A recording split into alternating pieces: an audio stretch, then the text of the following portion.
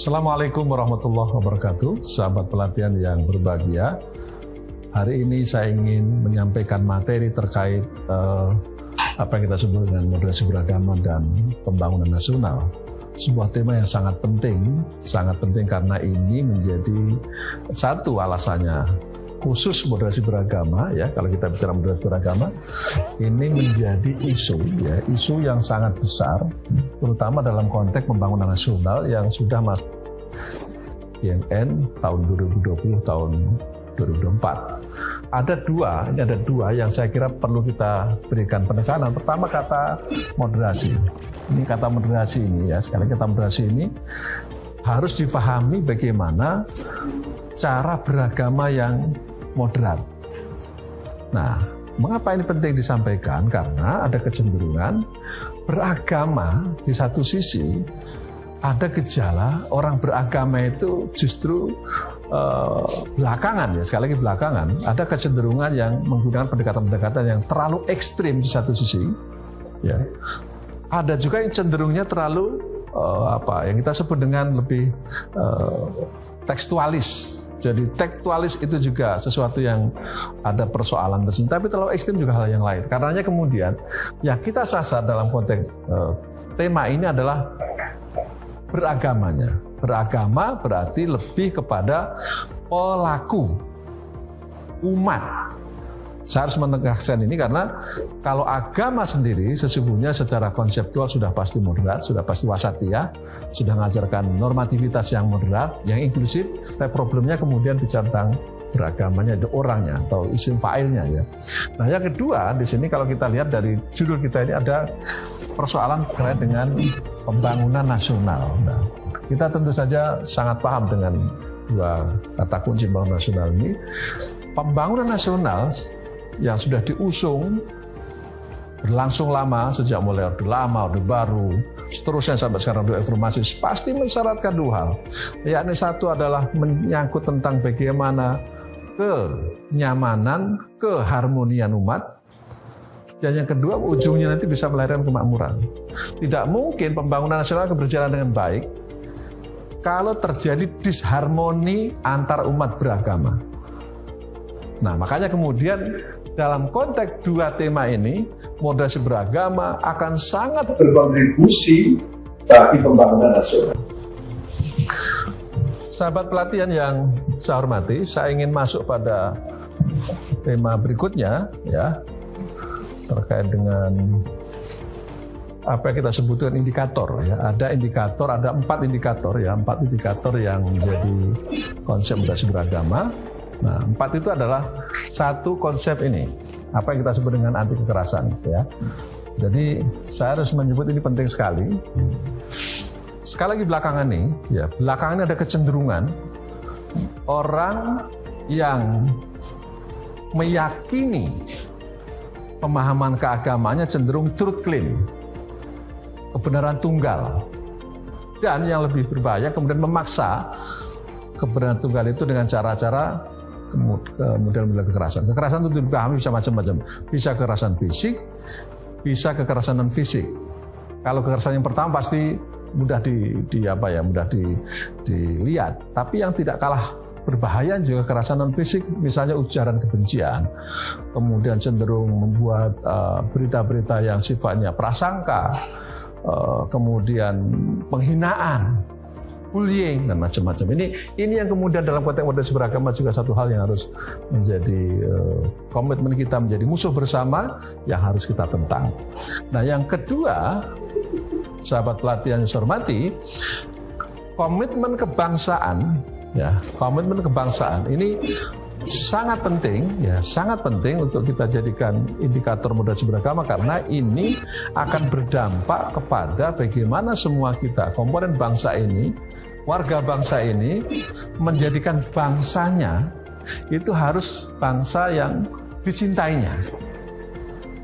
Jangan sampai ada kecenderungan orang hidup di negara yang kita cintai ini, lahir di negara yang kita cintai, bahkan mungkin akan meninggal di negaranya sendiri, tapi kemudian justru dia melecehkan bangsanya sendiri, ya.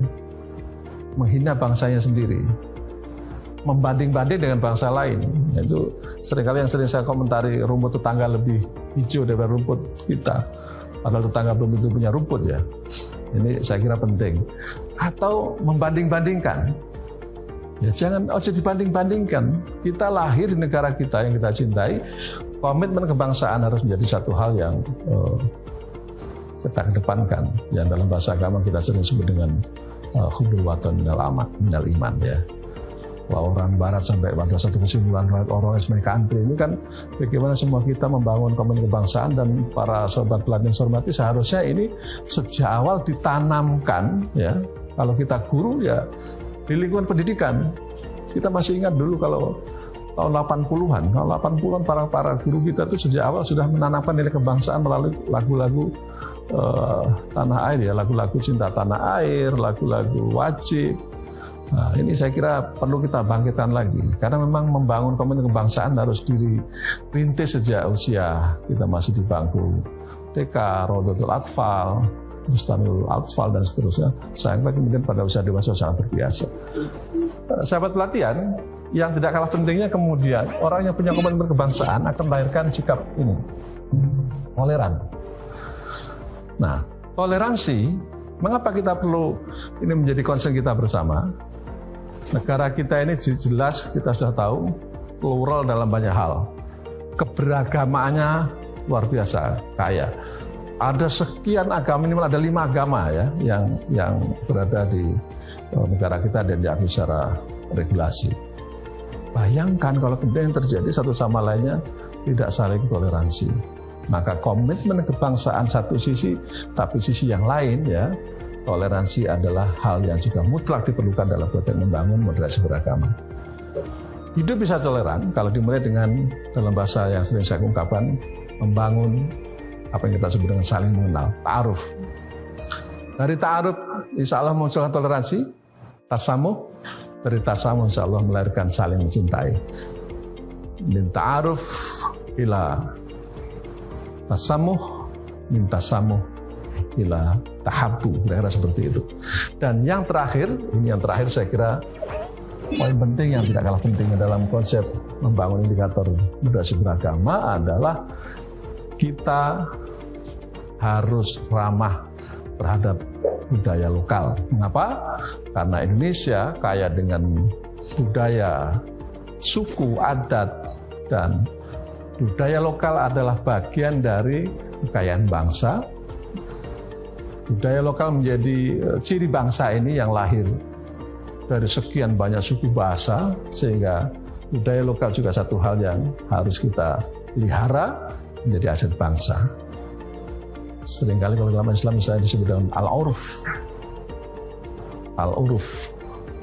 Jadi ini sebuah konsep yang saya kira sangat relevan dengan konsep ramah terhadap budaya lokal, di satu sisi juga adat istiadat.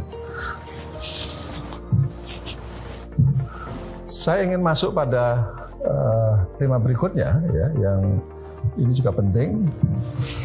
Saya kira menyangkut mengapa sih kita harus bicara moderasi beragama dalam kehidupan berbangsa dan bernegara.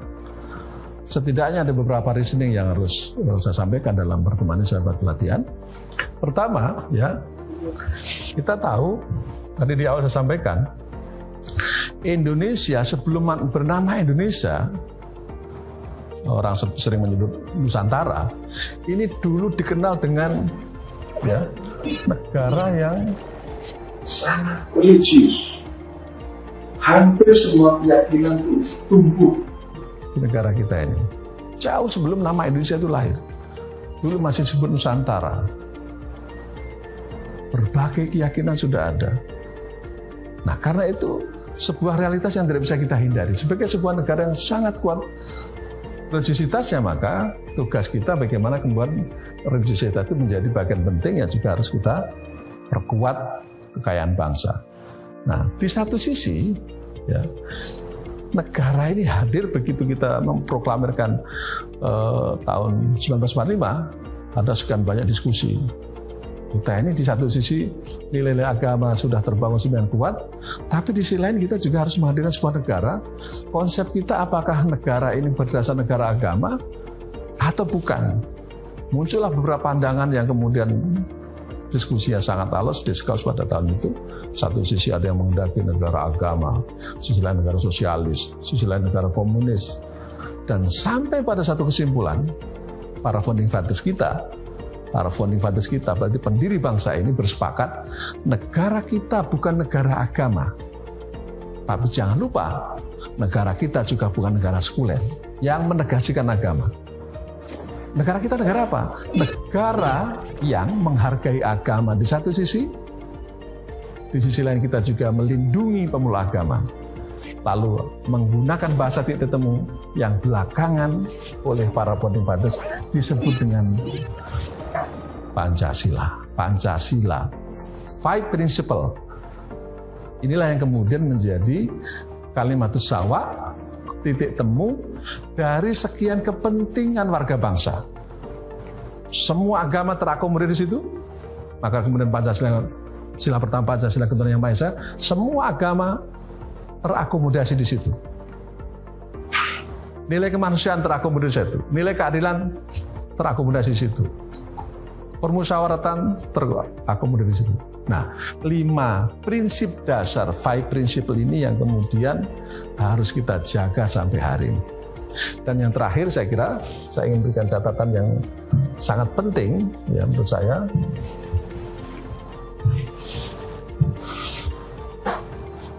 Nah ini yang kemudian menjadi konsep yang harus kita jaga sebagai final decision sebagai warga bangsa. Saya sering menyebutnya dengan istilah PBNO ya. Ini sebuah istilah yang untuk akronim saja ya, kepentingan akronim. P ini sangat identik dengan tadi yang di penjelasan saya semula dengan 5 principle ini. Kita arahkan ke sini. Kemudian B itu akan lebih relevan dengan Bhinneka Tunggal Ika. Jadi pendiri bangsa juga sudah sangat sadar dengan keberagaman suku, agama, bangsa.